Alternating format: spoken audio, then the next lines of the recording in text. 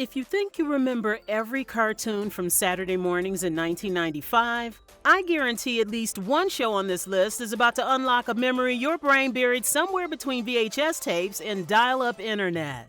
And if you don't remember any of them, that honestly proves the point. Hey there, nostalgia lovers! Welcome to Nostalgia Area. 1995 changed kids' television forever. Kids WB launched. Cartoon Network was still brand new. Fox Kids was everywhere. Suddenly, networks were desperate for content. Toy companies wanted instant franchises, and every studio in America was trying to turn something into the next Ninja Turtles. Some cartoons survived. A lot of them vanished almost immediately. And the weird part is how many of these shows actually had potential. Big franchises, major studios, real creative teams. One of them even won multiple Emmy Awards and still got canceled. This wasn't just a year of forgotten cartoons. It was the year kids' TV became brutally disposable. Let's rewind. After the Dumb and Dumber movie became a huge hit in 1994, ABC figured a cartoon adaptation was guaranteed success. There was just one problem. No Jim Carrey, no Jeff Daniels. Instead, the show used sound-alike actors who sounded almost convincing if your TV volume was low enough. The cartoon followed Lloyd and Harry traveling around in a talking van named Otis. Magnificent instrument. You mean my kazoo? Because apparently somebody thought the original movie needed more marketable mascot energy. The series bounced around the schedule, ratings never caught on, and it quietly disappeared before most audiences even realized it existed. What's funny is how completely the franchise moved on afterward. Sequels happened, merchandise kept selling, the movie stayed iconic. The cartoon mostly got erased from history like everybody agreed to pretend it never happened. Skysurfer Strike Force feels like it was created by executives who spent too much time watching X Games commercials. The premise was simple. Heroes on computerized skysurfing boards fighting a cyber villain named Cyberon. It's monitoring the attack. Sore loser, crazy stunts. You and the others head to the Civic Center and tackle the boards.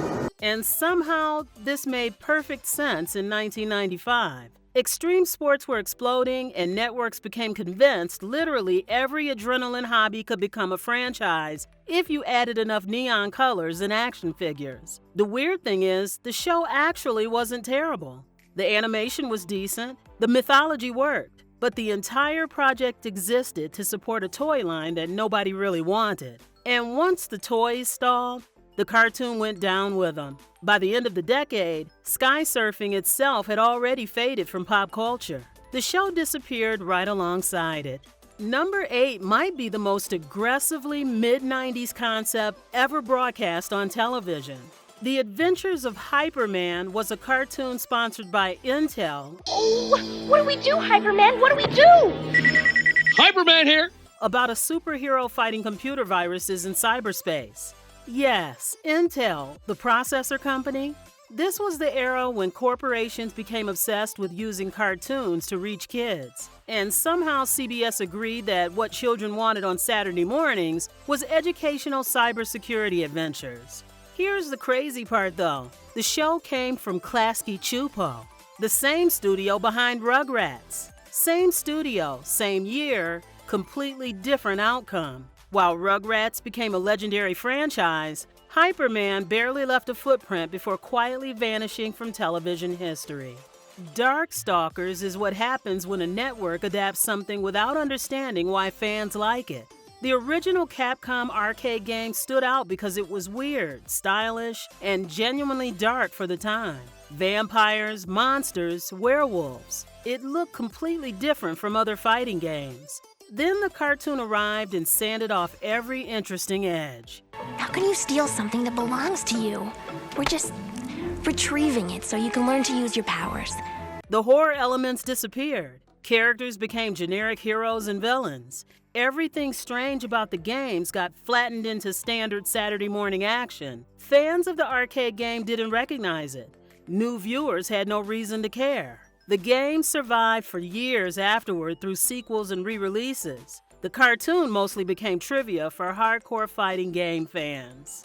G.I. Joe Extreme was what happened when a franchise tried desperately to reinvent itself before anyone asked for it. The original 80s G.I. Joe cartoon was iconic. The characters were recognizable instantly. The theme song still lives permanently inside the brains of an entire generation. So, naturally, the mid-90s reboot decided to throw almost all of that away. New characters, harder art style, more aggressive tone. This was peak extreme branding era, when every logo looked like it had been designed by someone chugging energy drinks. To be fair, parts of the animation looked pretty good, but longtime fans rejected it because it barely felt like G.I. Joe anymore, while younger viewers didn't have enough attachment to care. The series lasted longer than some shows on this list, but today it's mostly treated like the awkward phase of the franchise everybody quietly skips past. We're halfway through this list, and we still haven't reached the Emmy-winning cartoon that got canceled anyway. If you're enjoying this, hit subscribe. Every week on Nostalgia Area, we dig into the forgotten corners of pop culture history. Now, let's keep going.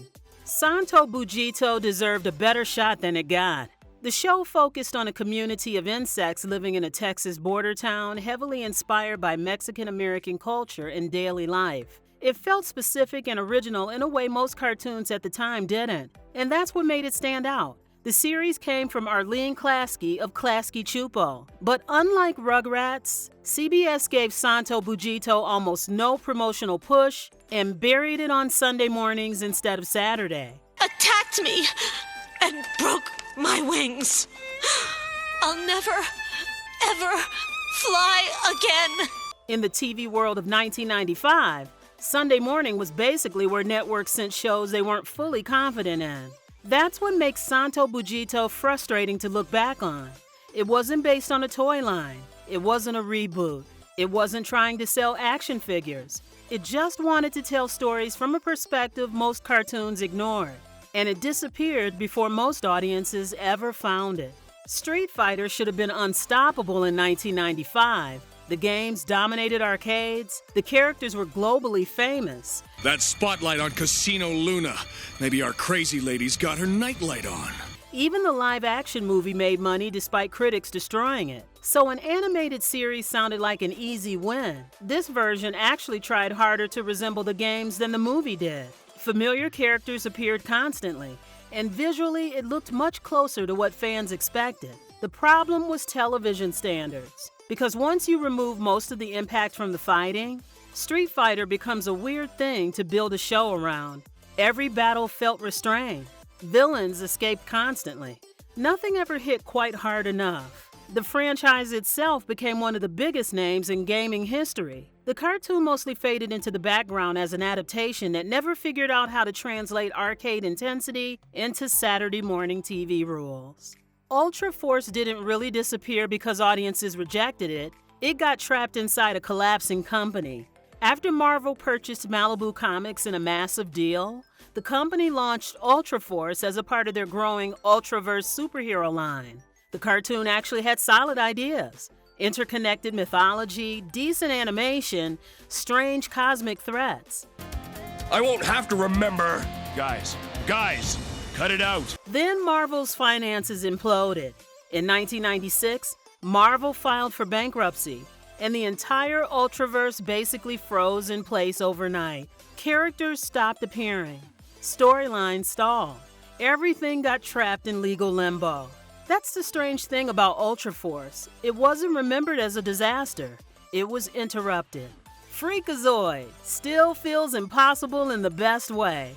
Created by the same minds behind Animaniacs and Tiny Toon Adventures, the show was chaotic, fast, self-aware, and genuinely hilarious. Freakazoid spent as much time arguing with its own narrator as he did fighting villains. It felt years ahead of most children's television. Audiences who loved it really loved it. I want to personally thank you, Freakazoid, in a very personal way, if you catch my drift. Then came the unbelievable part.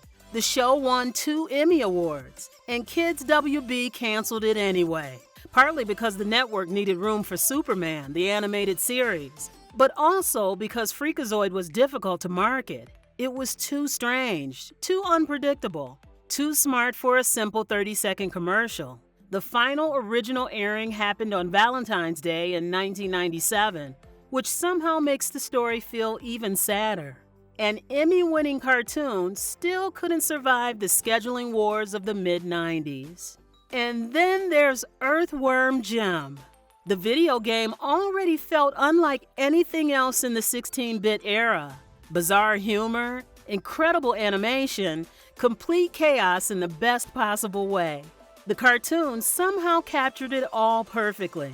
Dan Castellaneta, the voice of Homer Simpson, brought exactly the right energy to Jim, and the series kept the same weird creative spirit that made the games memorable. Critics liked it, fans liked it, the show had real momentum. And then the toy sales dipped. Not collapsed, dipped. Playmates toys decided the numbers weren't worth continuing.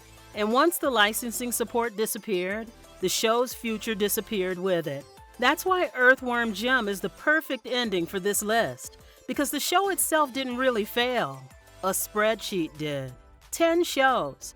Most gone within a year or two. Some deserved it, several absolutely didn't.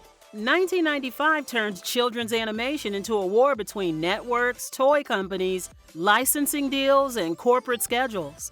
And in the middle of all that chaos, genuinely creative cartoons kept getting squeezed out before they had time to breathe.